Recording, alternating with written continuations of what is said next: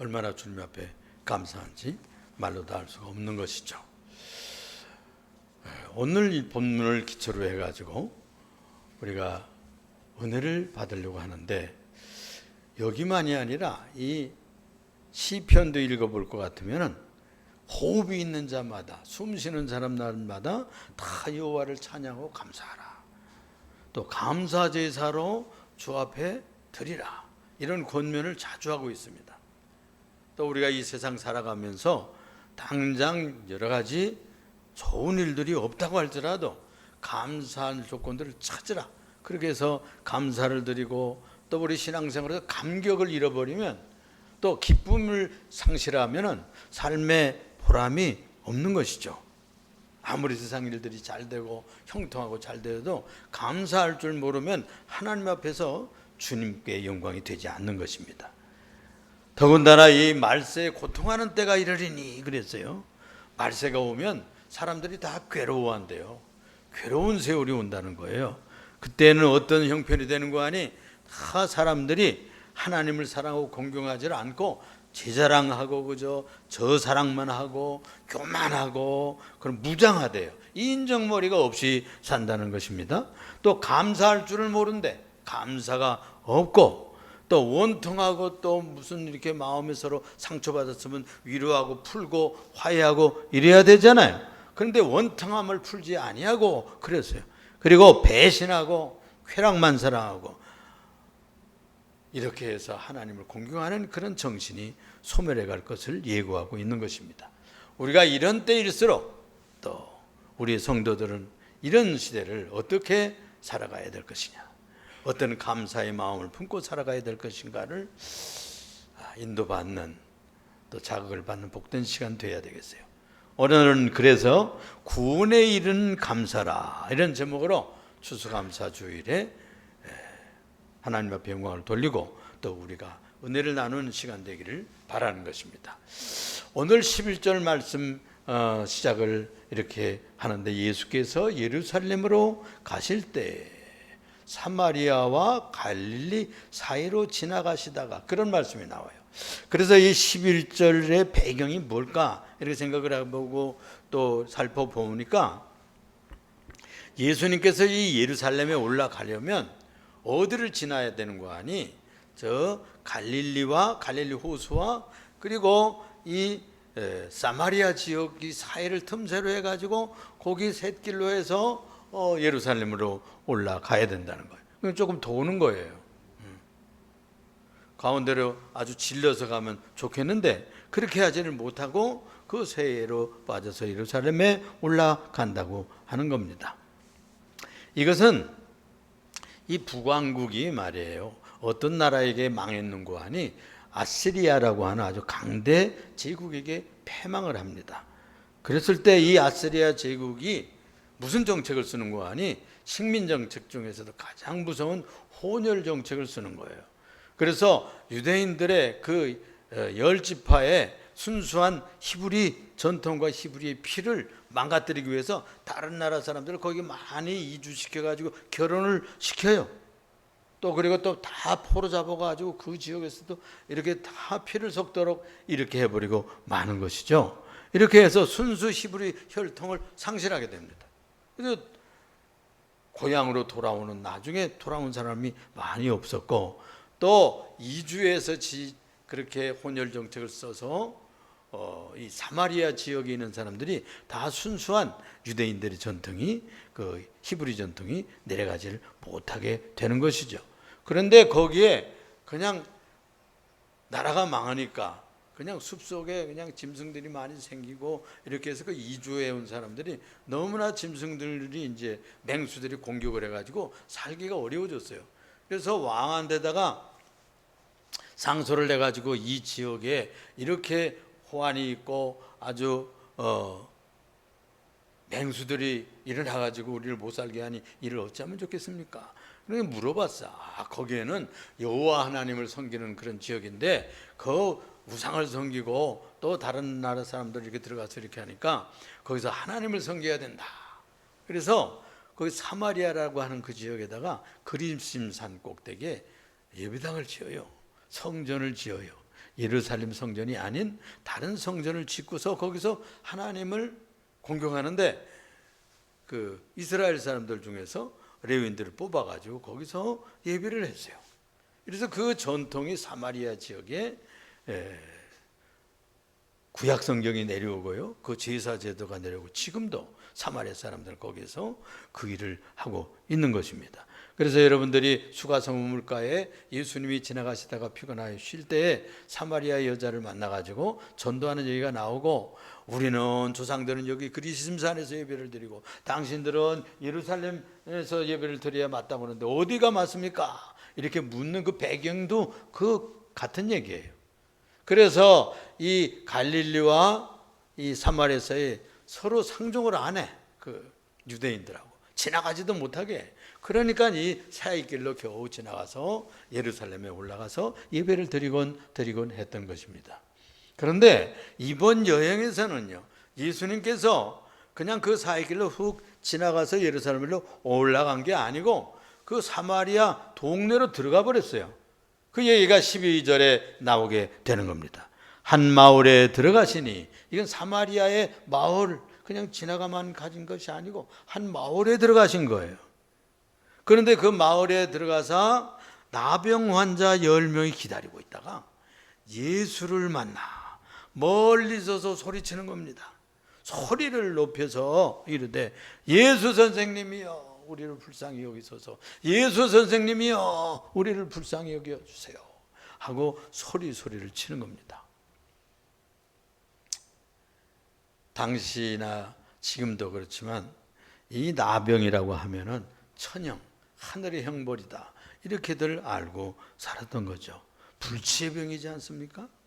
그래서 지금은 뭐 한센병이라 그렇게 해서 그 치료약들이 있어요. 그래서 그 약을 먹으면 다른 사람들한테 전염이 되지 않고 음성 환자로 평생을 지내면서 살아서 건강하게 살 수가 있는 치료약이 있습니다. 그런데 그때는 병 들면, 이 병에 들면 저주요, 끝장이요, 인생 종쳤다 그래 생각했던 그런 형편이죠. 그래서 사람들하고 접촉을 막고 전염을 막기 위해서죠. 그래서 이렇게 어디라도 지나가려고 하면은 입을 가리고서는 부정하다 이러고 지나가야 된다는 거예요. 그 사람들이 다 지나가기까지 지나가지 않고 멈춰 섰다가, 여기서도 보면은 그런 말씀을 하고 있어요. 멀리 서서 그랬어요. 가까이 가서 이렇게 얘기하지 않고 멀리 서서. 이것은 그 레위기에도 사람들이 이렇게 이 병에 걸리면 다 분리를 시키고 격리를 시켜서 전염을 막았던 것이죠. 우리가 그 아론의 누이죠, 모세의 누이죠, 그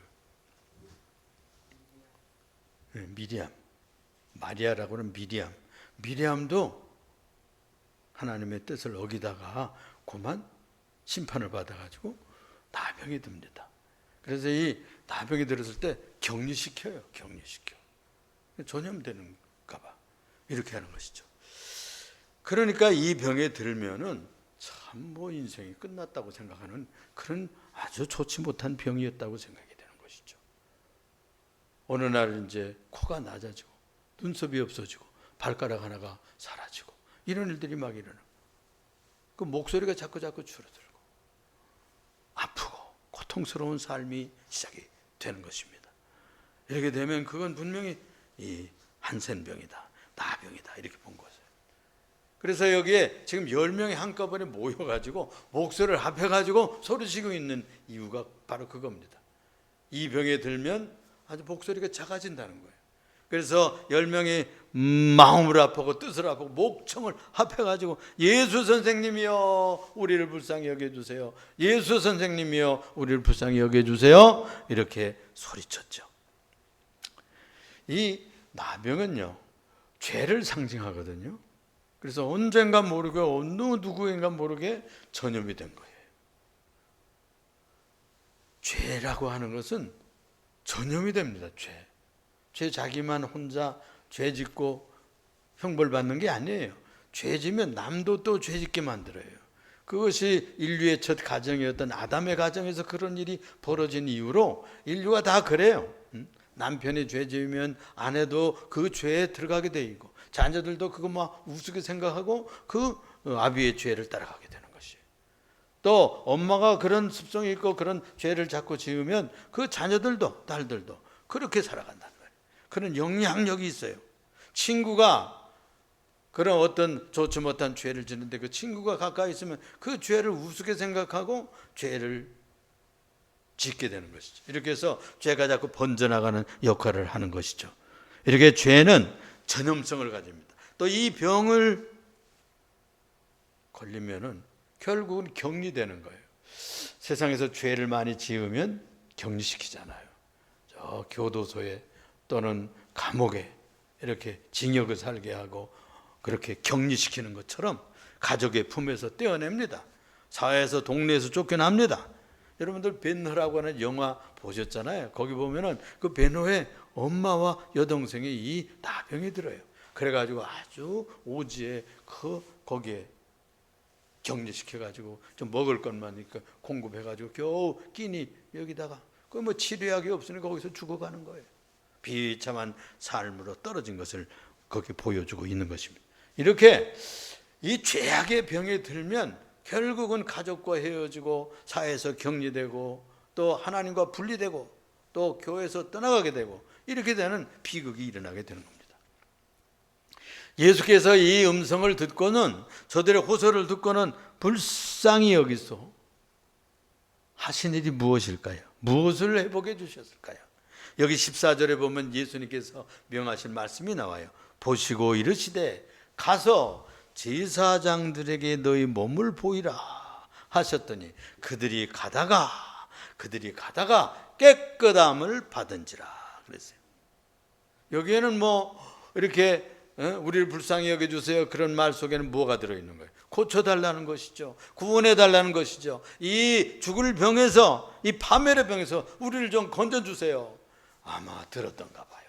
예수님은 전능하시고 능력 있는 하나님의 아들이기 때문에 안수하든지 명령하든지 무슨 말씀하시면 치유해 주실 수 있다.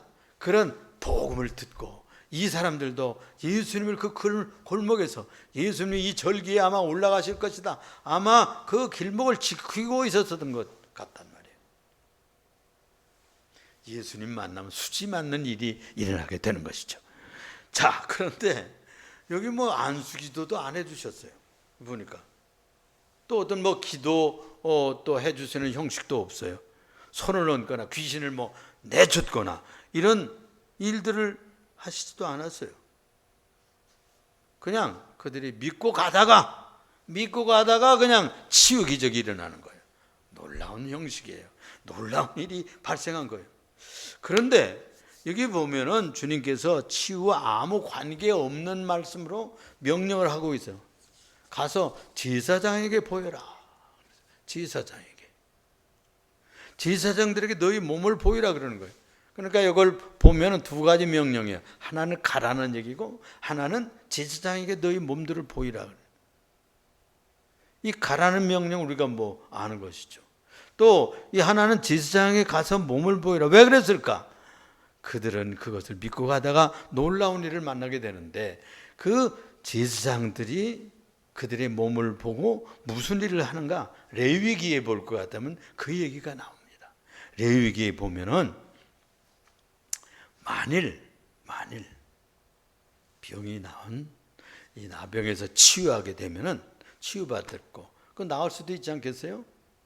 거기 보면은 그 나병이 그 상처가 하얘지면 나은 것으로 이렇게 진단을 하더라고요. 아직 붉은 살로 남아 있고 그러면은 치유받은 것으로 보이지 않아요. 이렇게 해서 레위기에 보면은 그 제사장들이 진단을 하는 거예요. 의사나 마찬가지예요, 의사. 그래서 이 사람들이 제사장들이 보면은 나았는지 안 나았는지 알게 되는데, 나았으면 어떻게 되느냐? 나았으면 제사를 지내줘야 돼요. 하나는 비둘기 2마리를 가져가면은 한 마리는 흐르는 물 위에 그릇을 놓고 거기서 이 새 목을 비틀어요. 그래가지고 거기서 피를 흘려 그래서 죽입니다. 그리고 옛사람을 죽고, 그 다음에 또 한 마리는 그 목을 비틀어서 피를 흘리는데 그걸 제단에 뿌려요. 그리고서는 그 피를 나은 사람의 엄지 발가락, 바른 발가락에다 발라줘요. 또 우측 손에다가 또 피를 발라주고 귓불에다 발라주고 이렇게 해가지고 치유된 그런 치유의 제사를 지내는 거예요.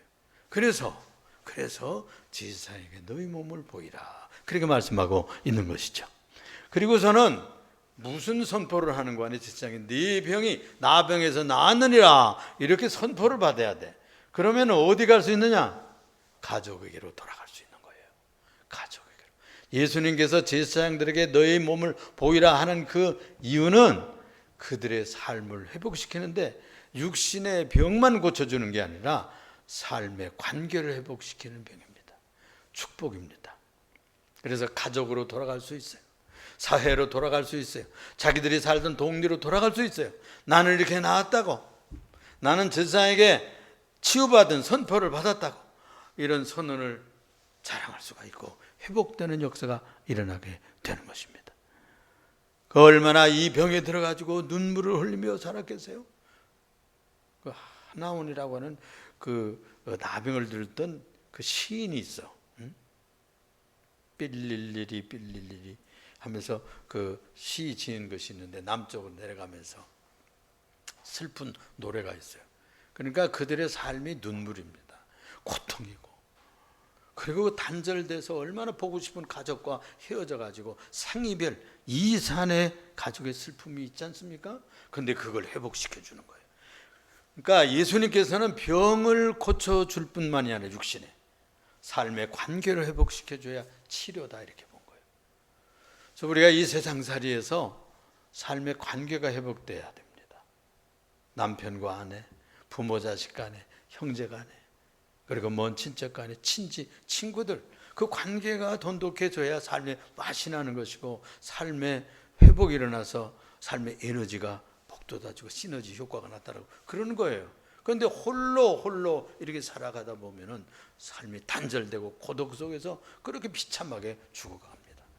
이 시대에 많은 사람들이 이렇게 나이를 먹고 또는 홀로 살다가 이렇게 고독사하는 분들이 있어요. 참 이 세상에 참 잘 사는 분들은 잘 살지만 이렇게 고독하게 외롭게 살다가 비참하게 돌보는 이 없이, 그래서 이 나라에서 사회적으로 돌봐야 되는 것이죠. 돌봐야 돼. 우리가 세금 내고 이렇게 해서 공무원들을 뽑아서 이렇게 월급 주고 하는 이유는 그런 이들을 돌보는, 그물을 촘촘히 해서 그들을 다 이렇게 사무적으로도 행정적으로도 또 동회에서 이렇게 직원들을 해가지고 그들을 돌보는 그런 사역을 해야 복지국가입니다. 좋은 나라예요. 근데 그거 그냥 내깔리고 아무렇게나 사들든지 죽든지 말든지 이런 나라는 그건 별로 수준이 있는 나라가 안 되는 것이죠. 예수님께서 그래서 제사장들에게 가서 너희 몸을 보이라 그렇게 말했습니다. 가다가 순종함으로 그들이 치유받습니다. 여기에 그렇죠? 그들이 가다가 깨끗함을 받았어요. 그러니까 가라고 하는 이 말에 무조건 믿고 간 거예요. 여러분, 안수받은 것도 아니고 기도받은 것도 아니고 뭐 귀신 내쫓아 준 것도 아닌데 가다가 치유받는 체험을 하게 된 겁니다. 신앙생활이라고 하는 것은 가라면 가고요, 오라면 오고요, 순종할 때 역사가 일어납니다. 치유도 일어나고 복도 받게 되는 것이고, 예배당에 오다가 예배당에 오고 주일마다 와서 예배 참석하는 거 아무것도 아닌 것 같죠? 아니, 그렇습니다. 하나님 아버지 앞에 나와서 얼굴을 배웠고 찬양을 통해서 주의 이름을 높이고 또 우리가 기도함으로 주님 앞 우리의 말과 우리의 가슴 속에 있는 모든 소원을 아뢰고, 이런 인격적인 관계가 계속되는 영적인 관계를 하는 것이 예배예요. 그래서 이 예배를 통해서 하나님 앞에 나아가는 겁니다.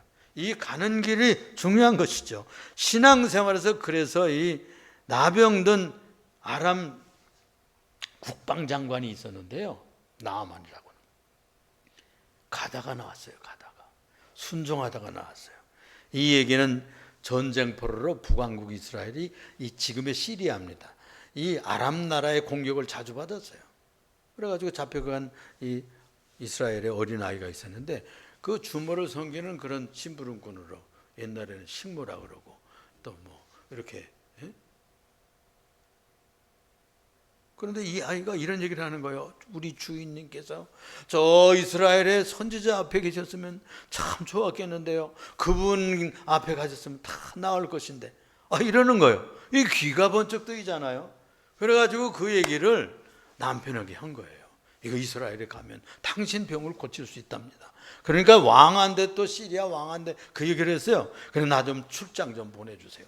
그래가지고 왕이 일필휘지하여 그 이스라엘 왕에다가 편지를 내고 이래서 보냈잖아요.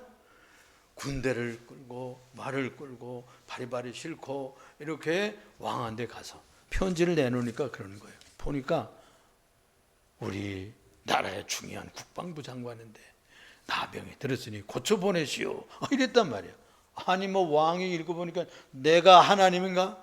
이거 분명히 무슨 정치적인 술수가 있다. 꼬투리 잡으려고 그런가 보다.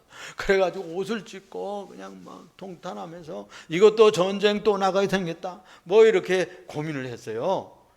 그런데 이것을 엘리사 선지자가 알게 되는 거예요. 그 사람을 나한테 보내시오. 그래가지고 오게 되는 거예요. 그래가지고 그 엘리사의 문에 집문에 들이닥친 거예요. 말을 타고 군대들을 하고 굉장하게 온 거죠. 그런데 그걸 알고 여봐라 다 했겠죠. 그런데 쪼르르 나오는 종이 나와가지고 하는 얘기가 이거예요. 우리 선생님이 그러시는데 요단강에 내려가셔서 7번 몸을 씻으시랍니다. 그렇게 하면 깨끗해진다는데요. 그러고선 쪼르륵 들어가 버리는 거예요. 화가 나는 거야. 아니 내가 왔으면 아니 주인이 나와서 영접을 해야 될 거 아닌가? 그리고 나왔으면 선지자면 와서 저기 여호와 하나님의 이름으로 기도를 하면서 두 손으로 이렇게 뭐 흔들면서 기도를 하든지 그 다음에 또 향을 피우든지 뭐 기름을 바르든지 무슨 역사를 해야 되는데 뭐 그냥 아니 내가 무슨 뭐 목욕 못해서 여기 온 줄 알아? 우리나라의 아랍 나라에 얼마나 좋은 바르발 강이라 무슨 강이 요단강보다 나온 강들이 많은데 들어가자 이런 법이 어딨나 해가지고 화가 나서 그렇게 돌아가려고 그러는데 부하가 그러는 거예요. 장군님 그게 무슨 말씀입니까? 아니 그보다 더 어려운 일을 하라면 할 것인데 가서 씻어 깨끗하라고 하는데 믿져야 본전이지 가셔야죠. 가만 생각해 보니까 맞는 얘기라. 그래가지고 가게 되는 거예요. 요단강에 가서 들어가는 거예요. 한 번 들어가고 2번 들어가고 3번 들어가고 말았을까요? 4번 들어가도 아무 변화가 없는 거예요. 몸에 5번 들어가고 6번 들어가고. 우리가 세상에 공부를 하든지 무슨 돌을 닦든지 뭐 이렇게 하면 실력이 자꾸 점진적으로 발전하잖아요. 신앙생활도 그러잖아요. 여러분들이 성경 공부하면 실력이 나아지고 또 학교에 또 뭐 수능 고사나 또는 고시 보려고 그러면 열심히 공부하면 실력이 좀 나아지지. 이 신앙생활은요 어떻게 보면은 5년 다니고 7년 다니고 10년 다녀서 아무 변화 없는 것 같지만 어떤 시점이 되면요 놀라운 변혁이 일어납니다. 7번 들어갔다가 나왔을 때 그는 완전히 치유가 됐어요. 할렐루야. 몸이 어린아이 살과 같이 됐다는 거예요. 어린아이 살과 같이. 얼마나 좋았겠어요. 얼마나 좋겠어요. 나병이 떠나가고 그 살결이 완전히 어린아이처럼 건강해졌던 것입니다. 순종할 때 들어가라 할 때 씻으라 할 때 그렇게 했더니 놀라운 역사를 체험하게 되는 것이죠. 믿음이라고 하는 것은 순종입니다. 소경 하나가 있었잖아요. 그런데 예수님께서 진흙을 일겨 발라주는 거예요 이번에는. 그리고서는 저 실로암에 가서 씻고 하느라 그러시는 거예요. 그래가지고 순종하고 가서 씻고 왔더니 눈이 번쩍 띄었잖아요. 놀라운 일이죠. 그런데 그 실로암이라는 뜻이 뭐냐? 보내심을 받았다는 뜻이라 그랬어요. 신앙은 뭐냐? 보내면 가고 오라면 오고 하라면 하고 주께서 권하면 순종하는 것이 있어야 기적을 체험하게 되는, 치유가 나타나고 축복이 나타나는 거예요. 다 하다가 그 마지막 순간에 안 해가지고 신앙생활을 실패하는 분들도 있어요.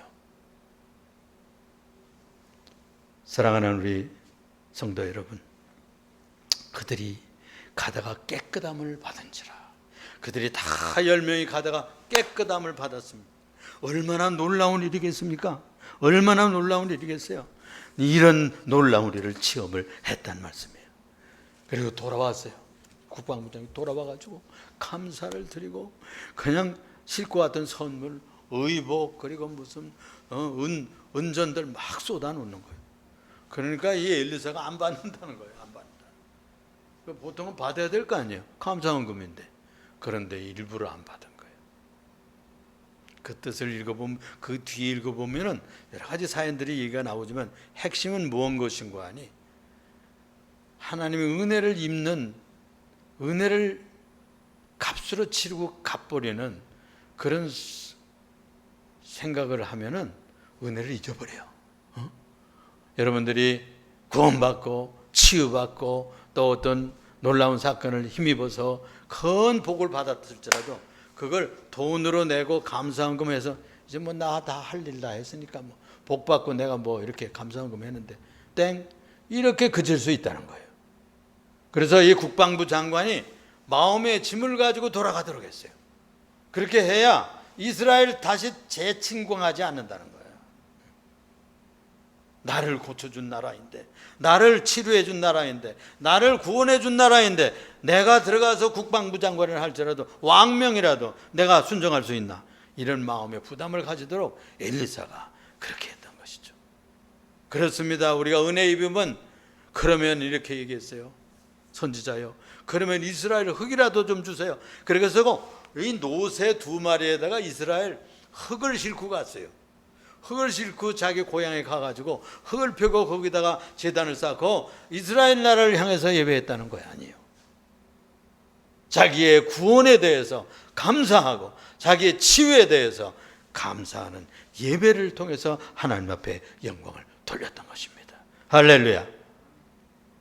미국에 스탠리텐이라고 하는 이런 사학가가 있었는데, 옛날에 1796년에 척추암이 들었대요. 그때 당시에 뭐 척추암이 들었으면 끝장이잖아요. 치료가 안 되잖아요. 그래가지고 이제 저 사람은 끝났구나 이렇게 다른 사람들이 생각했대. 그런데 한 6개월 지났는데 툭툭 털고 일어나서 살아나온 거예요. 글쎄. 그래가지고 물었어요. 아니 어째서 이렇게 빨리 나와줘서 나온 거예요? 그러니까 이분이 이렇게 얘기하는 거예요. 저는요 하나님 앞에 감사만 했습니다. 감사만 했습니다. 그리고 이렇게 기도를 했어요 라고 하는데, 병들게 된 것도 감사하고 아프게 된 것에 감사하고, 내가 이 아프다가 죽어도 감사하고, 또 살려주시면 또 감사하고, 데려가도 감사하고, 저는 감사합니다. 감사합니다. 무조건 감사합니다. 이렇게 했대요. 실제로. 그런데 6개월 만에 척추암을 낳고 글쎄 나왔다는 거예요. 그러니까 원망과 불평과 이런 증오와 이렇게 세월을 살면 치료가 안 됩니다. 그런데 감사로 살고 기쁨으로 살고 은혜에 대해서 감격하며 살면 그 삶이 활력을 얻고요, 치유가 되고 자체 치료가, 역사가 일어나요. 이게 하나님의 원리예요. 감사로 살아가는 여러분들 되시길 예수 이름으로 부탁합니다. 또 예배하다가요, 예배하는데 이 성가대원들은 실제로 조사를 해봤어요. 미국의 듀크 대학에 1998년인데 그 헤럴드 게니 박사와 데이비슨 라슨이라고 하는 이 사람이 그 실험을 했대요. 그런데 이 찬양하고 예배하는 자들과 그렇지 않은 사람들과 연구를 했는데 평균 한 7년 더 산대. 7년. 여러분들 예배하며 기쁨으로 감사하며 살면 7년을 평균 더 산다는 거예요. 또 텍사스의 그 주립대 MD 암센터에 31년 동안 이렇게 봉사한 의사가 있는데, 이분이 김의신 박사예요. 이분이 성가대원들과 그리고 일반인들을 측정해 봤어요. 면역세포가요 1000배가 많다는 거예요. 성가대원들이 찬양하며 감사하며 노래하고 하는 거, 이게 건강을 일으키는 굉장한 면역체계를 강화시키는 1000배. 면역세포가 1000배가 많다 그러면 여러분들 얼마나 굉장한 겁니까? 그러니까 우리가 감사하며 살고 예배하며 살고 찬양하며 살고, 조금 어렵더라도 또 여러분들 혹시 또 몸이 또 쇠약해지고 그러면 아이고 이제 나는 끝이지 뭐, 내가 이렇게 부정적으로 생각하시지 말고, 이제 내가 하나님 앞에 남은 세월 찬양하며 살아야지, 감사하며 살아야지, 믿음으로 살아야지, 이렇게 하면 여러분들 자체 속에 치유의 역사가 일어나요. 치유의 역사. 우리 예림교회 성도들은 이런 놀라운 감사의 삶을 통해서 여러분들의 삶에 새로운 활력과 큰 건강과 축복과 에너지가 충만해지기를 예수 이름으로 축원합니다. 여러분, 기쁨으로 살면 24시간을 면역체계가 강화된대요. 근데 1분 동안이라도 원망으로 살고 화를 버럭버럭 내면 6시간 동안요 면역체계가 소멸한대요. 손해보는 거예요. 시편 96편 8절에 여호와의 이름에 합당한 영광을 그에게 돌릴지어다, 예물을 들고 그의 궁정에 들어갈지어다 그랬어요. 우리가 잘 아는 말씀 데살로니가 전서 15장 5장 16절 이하에 보면 항상 기뻐하라, 범사에 감사하라, 쉬지 말고 기도하라, 이는 그리스도 예수 안에서 너희를 향하신 하나님의 뜻이다 그랬잖아요. 하나님의 뜻이에요. 뜻대로 살기로 했네요. 여러분들 범사에 감사하세요. 조금 좋아도 감사하고 조금 어려워도 감사하고 긍정적으로 모든 것을 보여주시면서 믿음의 눈으로 해석하시는 여러분들 되시기를 부탁합니다. 이 감사주의를 맞이해서 여러분들의 감사가 회복되기를 예수 이름으로 축원합니다. 기도합시다. 사랑이 많으시고 은혜가 풍성하신 주님 감사 찬양합니다. 오늘 1년 중에 한번 감사주일로 드리는 이날에 주 앞에 나와서 경배하는 모든 성도들에게 큰 은혜와 기쁨과 은혜와 활력이 넘치고 축복이 생산되도록 역사하여 주옵소서. 또 여기에 나오지 못한 이들도 있는 처소에서 같은 복을 나누어 주옵소서. 남은 한 해 동안도 감사와 기쁨과 믿음으로 승리해가는 성도들과 그 가정들이 다 되게 만들어 주옵소서. 우리 구주 예수님 이름으로 기도합니다. 아멘.